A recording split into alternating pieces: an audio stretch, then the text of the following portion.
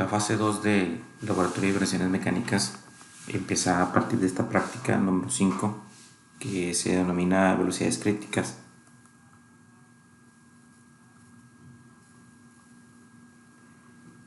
Primero, antes de entrar con toda la cuestión de los cálculos, es importante determinar qué es una velocidad crítica. Y tenemos que primero entender el concepto de resonancia, como lo han visto ustedes en clase. Es un fenómeno que se genera cuando existe una igualdad de frecuencias, cuando la frecuencia de excitación iguala a la frecuencia natural. Cuando sucede eso, el sistema entra en resonancia. Bueno, en particular, para los sistemas rotativos, a este fenómeno de resonancia se le conoce como velocidad crítica. Flechas con engranes, con flechas con poleas, ejes, etc. Bueno, son considerados a final de cuentas los rotativos, las flechas. Entonces, al momento de que ese sistema se iguala en su frecuencia natural, pues entonces tendría su velocidad crítica. Como lo hemos venido mencionando, el detalle aquí es que una flecha en particular, que es lo que vamos a analizar, es un elemento continuo, y los elementos continuos tienen n grados de libertad, por lo tanto van a tener n el número de frecuencias naturales y n el número de resonancias, en este caso n el número de velocidades críticas. Aquí el detalle es que la excitación que está alimentando al sistema logra encontrar varias velocidades críticas. En el caso que vamos a explicar ahora, es un modelo que solamente alcanza su primera velocidad crítica, quizá la más considerable, puesto que si nosotros lo graficáramos, ese efecto, entonces tendríamos lo siguiente: podríamos tener un efecto de que la amplitud va a subir, entra en resonancia, baja, encuentra su segunda resonancia, baja, tercera resonancia, así sucesivamente. ¿Sí? Aquí estoy analizando el efecto de la amplitud versus el tiempo. ¿Sí? Esta amplitud versus el tiempo. Perdónenme, frecuencia. Entonces aquí estaríamos encontrando la primera resonancia, la segunda resonancia, la tercera resonancia, y así nos vamos. Aquí el detalle es que el equipo que tenemos, el motor alcanza quizá una velocidad como por aquí, es decir, no alcanza su segunda resonancia, solamente la primera resonancia, pero que es muy representativa. ¿Ok?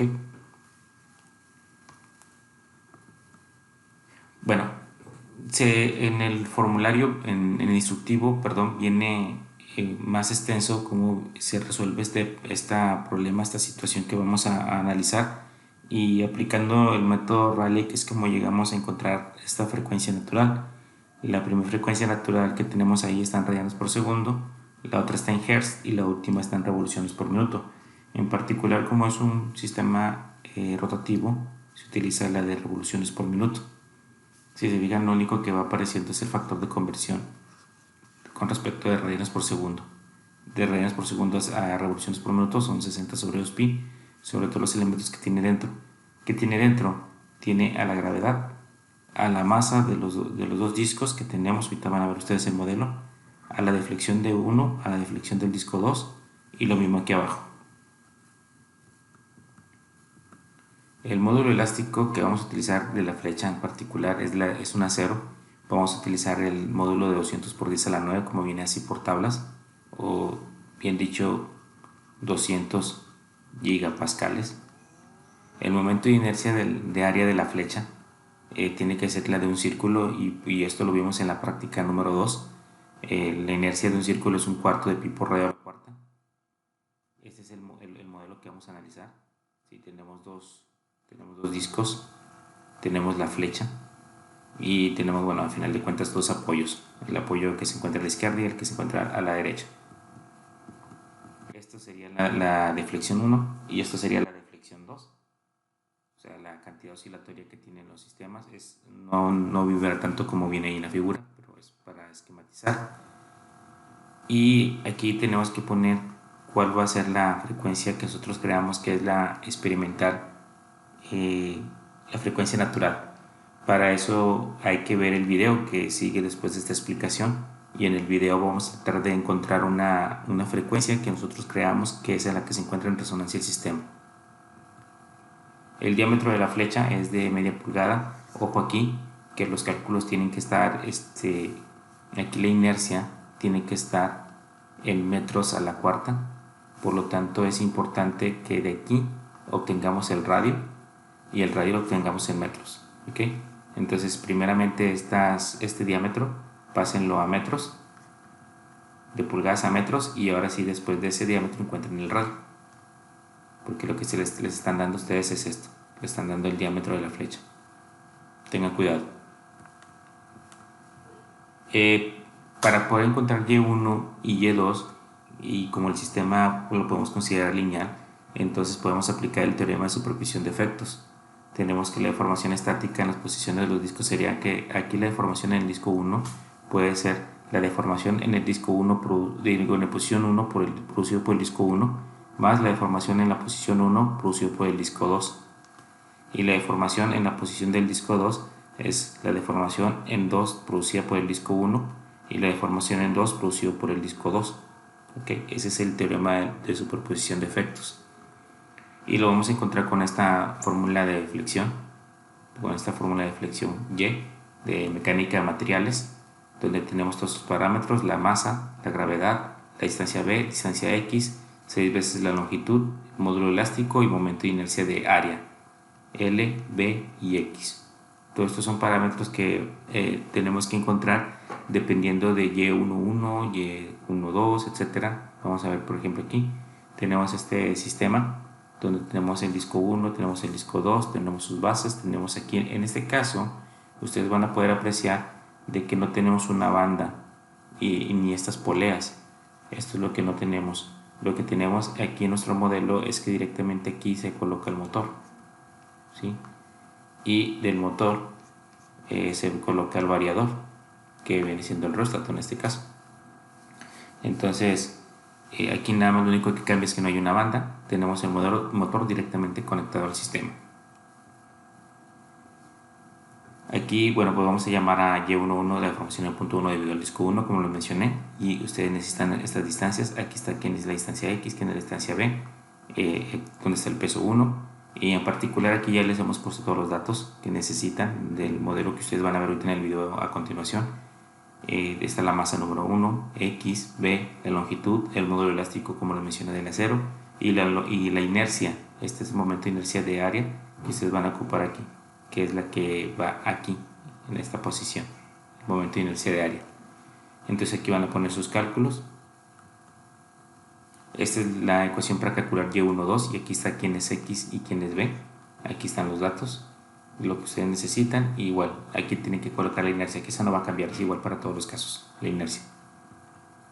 Y22, aquí vienen todos los datos para que ustedes puedan determinar, hacer sus cálculos.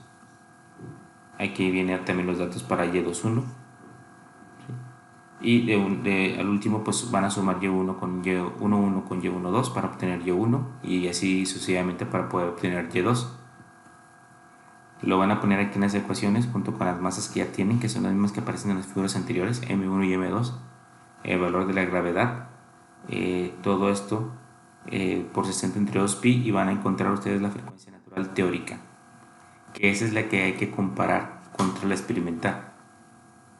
Esta frecuencia natural teórica me indica que a esta velocidad va a ocurrir la velocidad crítica, que es, pues, al final de cuentas lo que estamos viendo, ¿verdad?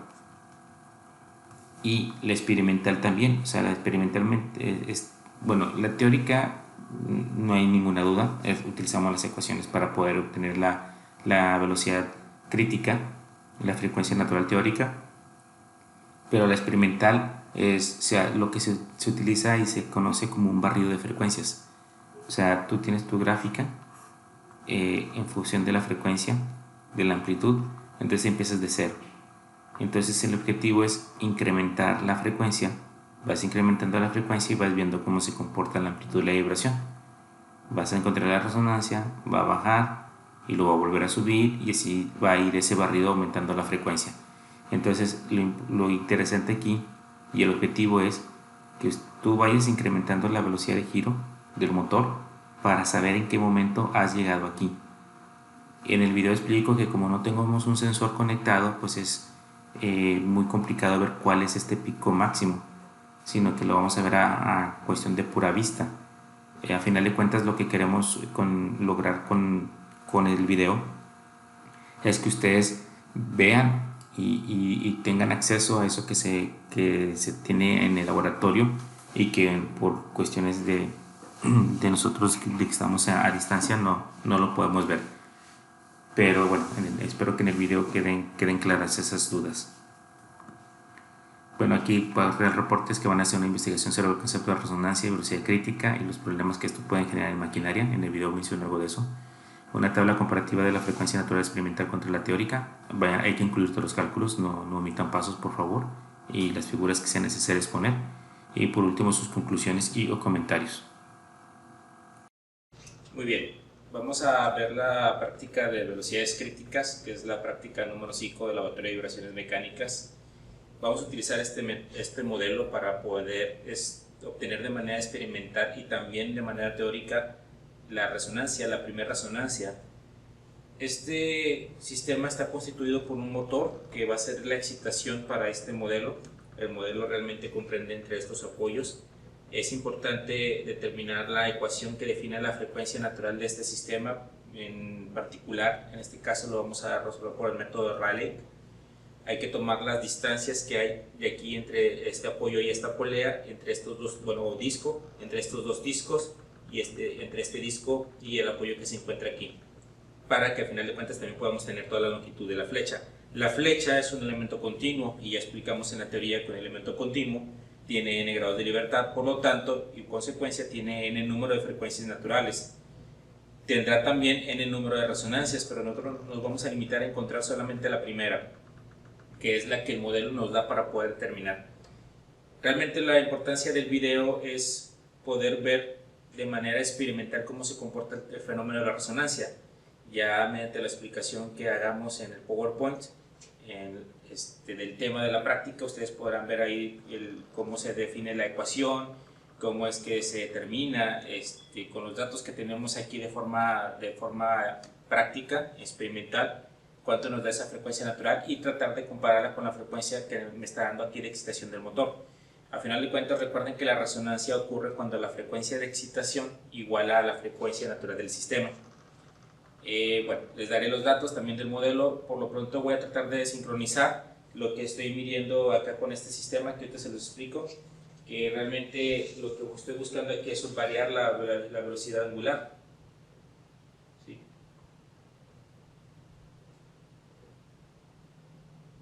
Voy a aprender esta caja, y lo que voy a hacer es que con este variador voy a variar la velocidad angular que tiene el motor. No importa el sentido de giro, tengo una perilla en la cual estoy controlando la velocidad del motor. Si ustedes pueden apreciar, ahí ya está funcionando. Y si tuviéramos un equipo de medición de vibración, pudiéramos medir la vibración que hay en los apoyos, sentir la vibración, inclusive aquí presencialmente se siente la vibración que se transmite a la mesa, y hace que los demás elementos que estén aquí en la continuidad también empiecen a vibrar. Es un tema también que se ve en la clase, que se conoce como transmisibilidad, la transmisión por el medio y que afecta a otros elementos. Pero realmente aquí el sistema que está vibrando es este, ¿okay? Aumentamos la frecuencia y aquí podemos ver que aparece un valor de 45.3. Bueno, este variable está programado para que esté en decimal, entonces son 453 RPM, la lectura que yo tengo aquí. Si lo subo un poquito más, ahí ya tengo mi modelo girando a 507 RPM. Pues como les digo, voy a tratar de seguir aumentando la velocidad angular hasta que ustedes puedan ver la resonancia. Conforme voy aumentando, voy a ver cómo se percibe un poquito más de vibración. Yo ya ahí estoy en 780 revoluciones por minuto. Yo ahorita voy a estimar unos valores junto con el video y tratar de dar en un punto clave donde yo crea que está ocurriendo la resonancia. La explicación de la práctica les voy a explicar que hay que tomar 3 valores, puesto que es donde comienza la resonancia, donde ocurre la resonancia o donde termina la resonancia. Como no tenemos un sensor de vibraciones, que sería lo ideal, no podemos determinar ese pico máximo, porque la práctica realmente es ver el fenómeno, pero vamos a tratar de encontrar y que igualen esas frecuencias naturales. Ya estoy en 867 RPM, sigo aumentando. Voy a tener que meter las manos en el momento en que entre resonancia. Ustedes se van a dar cuenta cuándo es la resonancia.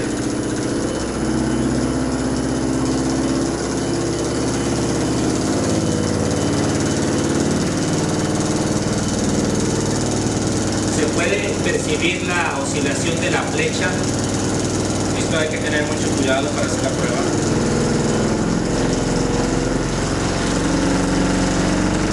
Se empieza a mover ya la base junto con todo el sistema. Vean cómo ya viene para acá.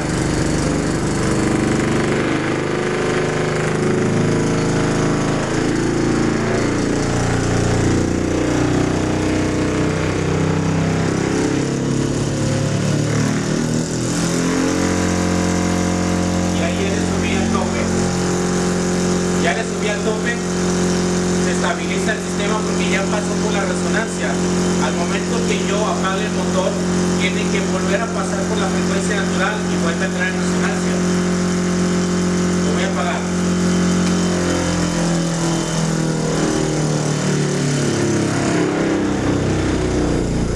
Ahí está.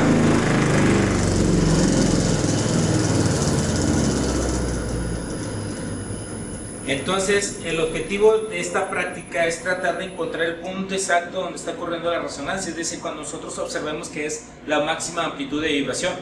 Es complicado, como les digo, aparte, la explicación de por qué el modelo está suelto es para ver el fenómeno de resonancia. Si esta base, como debería ser, está fija, entonces toda la vibración se la transmite a los apoyos. Entonces ahí es donde ustedes podrían poner sensores en los apoyos y poder ver gráficamente en dónde está ese punto máximo y a qué frecuencia exactamente ocurre. Como les digo, esa sería la situación ideal de cómo medir el efecto de la resonancia. Por el momento no tenemos el equipo que nos indique exactamente ese punto, pero voy a volver a aumentar la frecuencia para tratar de dar en la resonancia.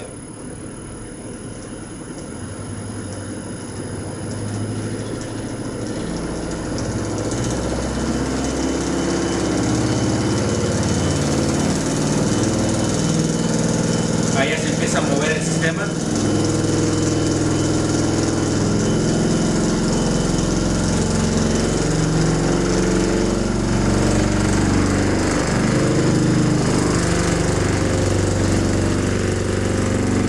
Pudiera ser por ahí. Pudiera ser por ahí porque se nota la flecha como está oscilando. Y ahí empieza a disminuir. Ok, le sigo aumentando, voy a aumentar,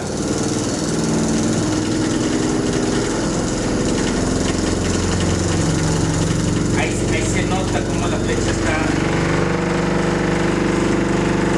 ahí está en 1470,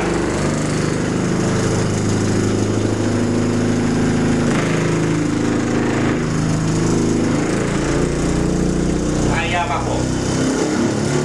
Subo todo, voy a apagar el motor todo, ya está desenergizado y pues vamos a pasar por resonancia otra vez.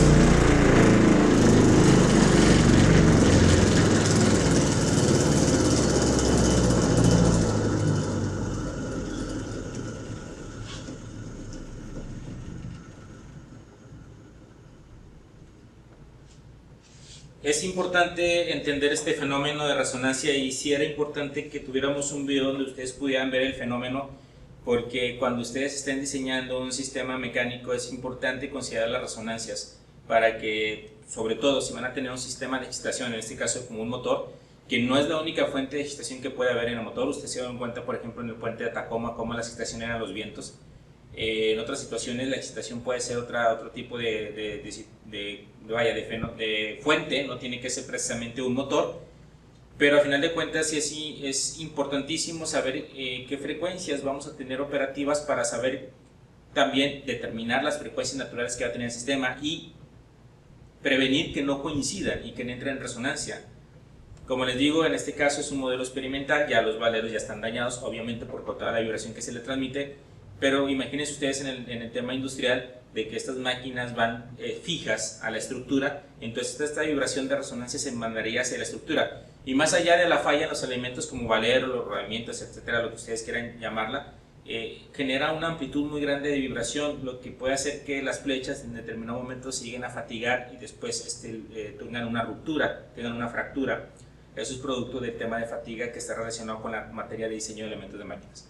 Entonces les digo, se les va a explicar, ahorita en un momento les pongo los datos de los que ustedes van a necesitar de este modelo para que puedan hacer sus cálculos y puedan determinar ahora sí una comparativa entre la frecuencia natural del sistema y la frecuencia que nosotros vimos aquí experimentalmente.